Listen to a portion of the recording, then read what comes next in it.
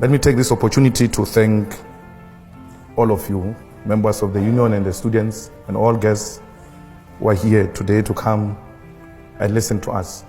We feel privileged to have been given an opportunity to come and speak at this important international platform. And for a moment, we thought we were very important people, but we realized we remain ordinary people who have ideas to share with the international community. And we came here to come and share with you our story in South Africa and our struggles and sufferings which we're going through in the country on a daily basis. And this platform is a very correct platform because we come from a country where students are in the forefront of the struggle. We come from a country where students are leading the struggle against colonialism. We come from a country where students are fighting against white supremacy and a capitalist system that has divided our country and excluded the indigenous people of South Africa and Africa as a whole. It is the students of South Africa, following the speech of the EFF in Parliament of South Africa, that demanded that Rhodes must fall. They do not say Rhodes must fall because of their hatred of white people, but they said Rhodes must fall because they hated what Rhodes represented. A white supremacy, a system that projected white people as superior and black people as inferior, a system that subjected black people to a situation where they were denied education so that they can be suppliers of cheap labor. Rhodes took our land. Rhodes introduced a system that led to a black genocide. Rhodes exploited our minerals and natural resources and left South Africa without anything that will demonstrate that this country is a mineral-rich country. We cannot continue to celebrate people who represented a racial divide of our people. So the students in South Africa are demanding, and have succeeded, that everything else that represents backwardness and racial division and hatred of black people should not be celebrated. The students, after the defeat of those who believed that those who perpetuated white supremacy should be celebrated, they went further to demand that education should not be a commodity. It must be free for all. Because education is a right, protected and enshrined in the Constitution of the Republic of South Africa. They agreed, those students, that no university in South Africa should increase fees, because fees as they are now, they are extremely expensive. The government of South Africa agreed that they will not increase fees, and they thought that they have successfully silenced the students. Upon agreeing, in the same way they agreed to remove Rhodes, the students said 0%, no increase is not enough, we want free education. Following the success of the students to put on the national agenda the importance of education, then the workers in the university demanded to be incorporated as employees of the universities, because in South Africa, workers are not part of the staff complement of the universities. They are outsourced, they are owned by labor brokers, they've got no benefits, they've got no rights. They work for universities, some of them for more than 30 years. When they go on pension, they've got nothing to show.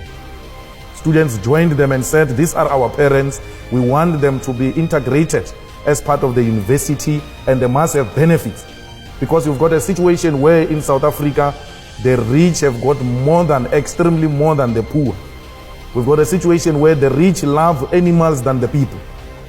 The talks of rich people in South Africa have got medical aid, but the domestic workers and university workers, the farm workers, the petrol attendants, the security guards do not have medical aids, neither do they have rights as workers.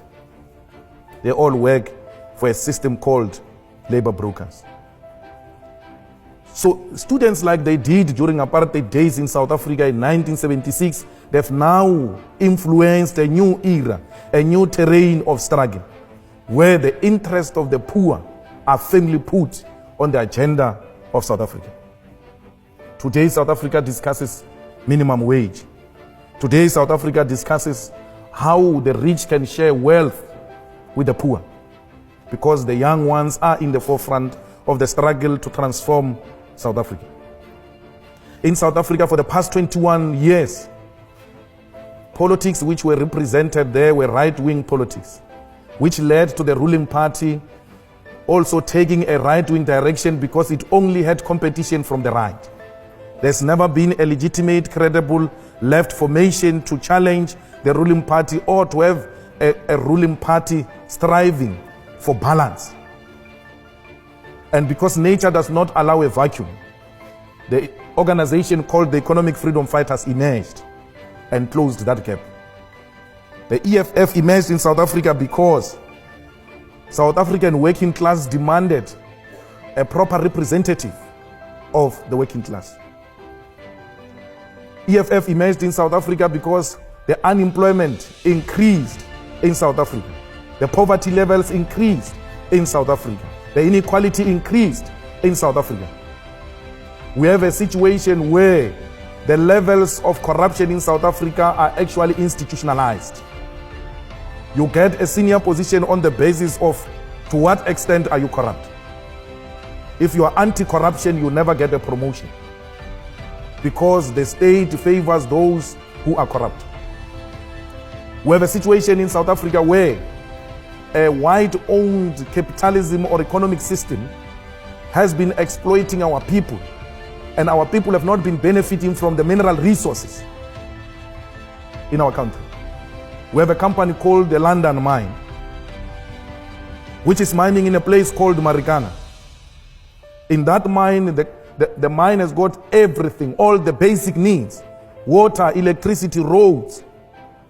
And just next to a mine is a township or a village where black people stay without water and electricity, without roads, without proper schools. Yet London Mine is taking their platinum and reinforcing and making London and Britain to be what it is. Literally, between the mine and the community is a dumping area where the children coming from that community go and look for food in that dumping area. It is in the same mine where 34 workers were killed by a London mine. Those workers did not demand anything except a living wage.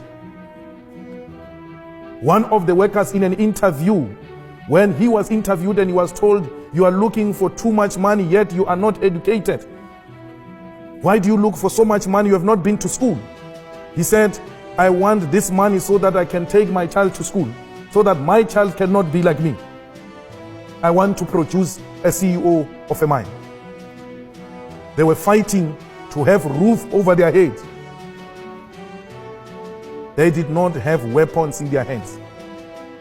But the government of the day responded to those genuine demands of the people by sending police with rifles, and people were killed because they demanded enough money to take their kids to school. Some of them, when police arrived, they raised their hands and pleaded that police should not kill them. Police shot defenseless masses of our people. One of the people who was shot there was one man who was wearing a green blanket called Mambush, with more than 7 bullets found on his head on a close range, because they demanded money and more money from London Mine. When people demand water, they get shot at and killed by the government. When people demand better living conditions, the response of the state is to kill those people. We're fighting against that. When the students demand free education, they get locked up by the regime. We're fighting against that. We're fighting for equality in our country. We do not want to replace white supremacy with black supremacy. We want to create a society where all of us exist as human beings and not as white and black. We want to restore the dignity of the African continent and position Africa as an equal partner in the world economy and international politics. We want Africa to be like Europe. We don't want Europe to treat Africa like it is its own subject. Africa's time is now.